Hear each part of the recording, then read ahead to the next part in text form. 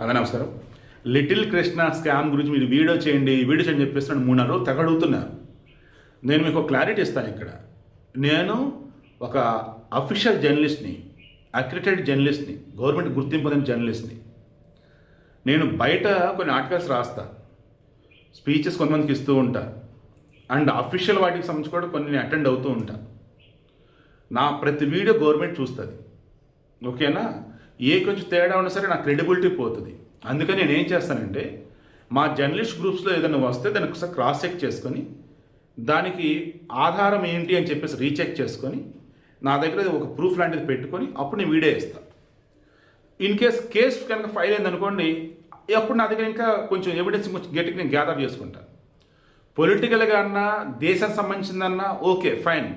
But ఇండివిజువల్గా అన్నప్పుడు, ఏదైనా వీడియో ఇవ్వాలి అన్నప్పుడు ఖచ్చితంగా నా దగ్గర ఏదో ప్రూఫ్ ఉండాలి. లేదా అఫీషియల్గా వాళ్ళకి సంబంధించి వాళ్ళే ఏదన్నా ఒక మీడియా ప్రెస్ మీట్ అంటే పెట్టేదని చెప్పాలా, లేదా పోలీసులు కేసు ఫైల్ అవ్వాలా, లేదా మా news channels, not YouTube channels, official news channels లేదా అఫీషియల్ న్యూస్ పేపర్ సంబంధించి వాళ్ళ వెబ్సైట్లో న్యూస్ రావాలి. అప్పుడు నేను క్రాస్ చెక్ చేసి ఇచ్చినా అది ఒక నాకు సాటిస్ఫాక్షన్ ఉంటుంది, అండ్ ఒక అథెంటిసిటీ ఉంటుంది, ఒక క్రెడిబిలిటీ అనేది కూడా ఉంటుంది. ఇప్పుడు మీరు చెప్పిన లిటిల్ కృష్ణ నేను మొత్తం ఎతికారు. ఒక్క అఫీషియల్ ఛానల్ పేపర్స్లో ఎవరో టచ్ చేయరు, ఓన్లీ యూట్యూబ్ ఛానల్స్ టచ్ చేశారు. అది కూడా కొంతమంది ఇన్ఫ్లుయెన్సర్లు. నేను ఎవరైనా తప్పబట్టను. తీరా నేను చెక్ చేసినప్పుడు ఆర్టిఫిషియల్ ఇంటెలిజెన్స్ టూల్స్ని అడిగిన మొత్తం చూసి నాకు అర్థమైంది ఏంటి అంటే, ఓ పిల్లోడు, కృష్ణ అనే పిల్లోడు, ఈ స్పైనల్ మస్కులర్ డిస్ట్రోఫీ ఉందా, డిస్ట్రోఫీ ఆట్రోఫీ, పాపం జన్యుపరమైన దాంతో ఇబ్బంది పడుతున్నాడు. జోల్ జస్మా ఇంజెక్షన్ కావాలి, ఓకే, పునర్వేకాకు సంబంధించిన ఇంజెక్షన్ ఉంది, సేమ్ అటువంటిది. సో క్రౌడ్ ఫండింగ్ స్టార్ట్ అయింది. ఆ పిల్లోడి పిక్స్, వాళ్ళ నాన్న పిక్స్ మొత్తం వైరల్ అవుతున్న మూమెంట్లో కొంతమంది సైబర్ నేరగాళ్ళు వాళ్ళు వీళ్ళ ఫ్యామిలీకి సాయం చేస్తున్నట్టుగా బిల్డప్ ఇస్తూ క్యూఆర్ కోడ్లు వాళ్ళు పెట్టి, బ్యాంక్ అకౌంట్లు వాళ్ళు పెట్టి, మేము వాళ్ళకి సాయం చేస్తున్నట్టుగా కొంతమంది క్రియేట్ చేసి పెట్టారు. తీరా చూస్తే అసలు వాళ్ళు ఈ పిల్లోడల్ల నాన్నకి కానీ పిల్లోడ ఫ్యామిలీ కానీ సంబంధమే లేని వాళ్ళు. అలా కొంతమంది డబ్బులు మింగేశారు. అమాయకులు మనం చూస్తాం, కొన్ని యాడ్స్ చాలా ఘోరంగా ఉంటాయి. యాడ్లు చూడలేము అసలు. కింద ఒక నెంబర్ ఇచ్చి దాన్ని డొనేషన్ చేయమని అడుగుతూ ఉంటారు. అంత బాధలు ఉన్నారు, కష్టాలు ఉన్నారు వాళ్ళు అంటూ. మరి ఎందుకంత దారుణంగా యాడ్లు ఇస్తారో అర్థం కాదు. అసలు ఇప్పుడు విషయం ఏంటి ఇక్కడ? అలా ఈ పిల్లోడు పేరు చెప్పి ఆ పిల్లోడి కోసం మేమంతా క్రౌడ్ ఫండింగ్ అన్నట్టు కొంతమంది డబ్బులు ఆల్రెడీ మింగేశారు. ఎవరైతే పాపం దాతలకు డబ్బులు ఇచ్చినారో అవన్నీ కూడా మోసగాల చేతిలో పోయినాయి. అది ఒకటి. సో ఇక అప్పుడు వీళ్ళు ఏం చేస్తున్నారు, మరల డీటెయిల్స్ ఏదో పెట్టేసి ఇంకొంతమంది ఇన్ఫ్లుయెన్సర్లు వచ్చేసి డైరెక్ట్గా వీళ్ళ డీటెయిల్స్ పెట్టి ఇచ్చారంట. దాతలు కూడా అలా ఇచ్చారు. ఇలా ఇస్తున్న మూమెంట్లో మధ్యలో ఒక అతను, నేను దీన్ని పిఆర్ అంటే పబ్లిక్ రిలేషన్స్ అన్నట్టుగా దీన్ని వైరల్ చేస్తా అన్నట్టుగా, కొంత ఎక్కువ డబ్బు నీకు వచ్చేలా నేను చేస్తా అన్నట్టుగా, నేను చెప్తే నమ్ముతానన్నట్టుగా వీళ్ళ నాన్నలతో ఏదో డీల్ కుదుర్చుకొని, మీకు కావాల్సింది డబ్బు, మీ పిల్లడు ఆరోగ్యం బాగుపడాలి, నాకు అందులో కొంత డబ్బు కనిపిస్తే మీకు త్వరగా డబ్బు వచ్చేలా చేస్తానని చెప్పి డీల్ ఏదో మాట్లాడి పెట్టుకున్నాడట. అలా ఎవరో ఒకళ్ళు వీళ్ళ అమ్మా నాన్న మోసం చేసి వీళ్ళ దగ్గర కొంత డబ్బు తీసుకొని వీళ్ళకైతే కొంత డబ్బు ఇప్పించారని అన్నారు. దానికి సంబంధించి ఇన్స్టాగ్రామ్లో ఉన్నటువంటి వాళ్ళు రీల్స్ చేస్తూ, యూట్యూబ్లో ఉన్న వీడియోలు చేస్తూ ఉన్నారు. ఇది నిజంగా మోసం అవునా కాదా అన్నప్పుడు ఎలా తెలిసిద్ది?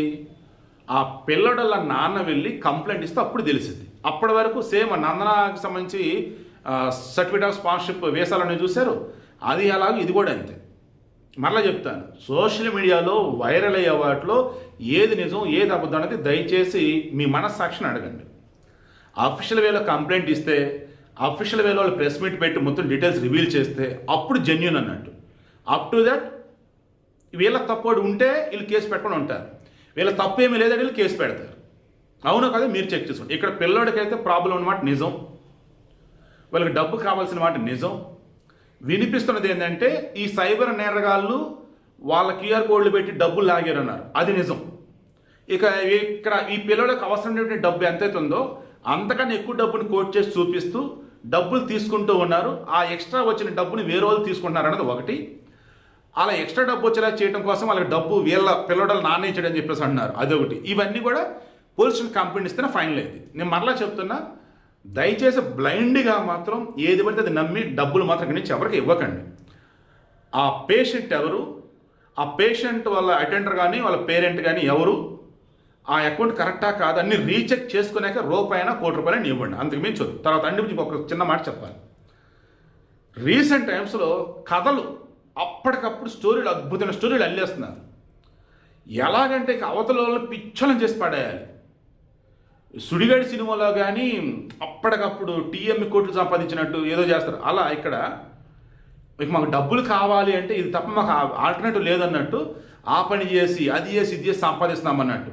అయ్యో వీళ్ళకి ఇంత కష్టమా, వీళ్ళు దేనికోసం తెలిసి ఇంత కష్టపడుతున్నారు పాప అని చెప్పేసి మళ్ళీ చూపించి డబ్బులు ఇప్పించాలన్నట్టుగా.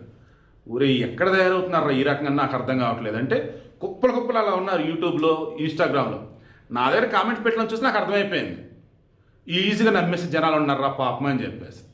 సో యాజ్ ఎ జర్నలిస్ట్ నేను మరలా చెప్తున్నా, దయచేసి ఎవరికైనా ఇప్పుడు సాయం చేయాలంటే రీచెక్ చేసుకున్నాక ₹1 ఇవ్వండి. రీచెక్ చేయకుండా దయచేసి తొందరపడి ఇవ్వకుండా అలా చేస్తే తప్పు చేసినట్టే లెక్క. అండ్ వీళ్ళకి సంబంధించి లిటిల్ కిస్ట్ అంటే ఎవరు బాబు సంబంధించి ఈ స్పైనల్ మస్కులర్ అట్రోఫీ ఉన్నమాట నిజం, ప్రాబ్లం అనమాట నిజం. ఈ జోయి జస్ట్ ఇంజక్షన్ కావాలనేది నిజం.